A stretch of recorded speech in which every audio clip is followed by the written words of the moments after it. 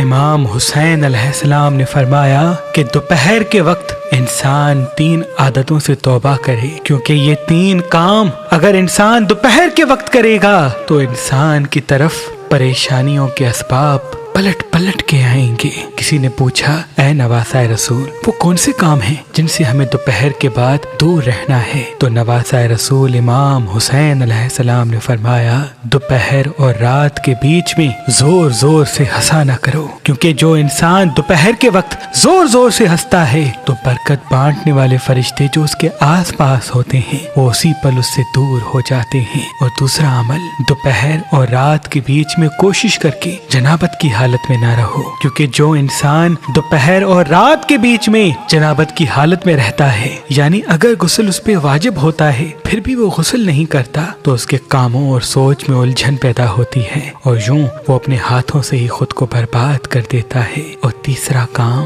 دوپہر اور رات کے بیچ میں پیشاب روکا نہ کرو۔ یاد رکھنا، جو انسان دوپہر میں پیشاب روک کے چلتا ہے تو اس انسان پہ بیماریاں ایسے پلٹتی ہیں جیسے آگ لکڑی کو لپیٹ میں لے لیتی ہے۔ دوپہر کے بعد جب جب تمہیں پیشاب لگے تو فوراً رفع حاجت کے لیے چلے جایا کرو، کیونکہ پیشاب کو روکنا انسان کے اندر ایسی بیماریوں کو پیدا کرتا ہے جس کا اندازہ انسان کبھی کر نہیں پائیں گے۔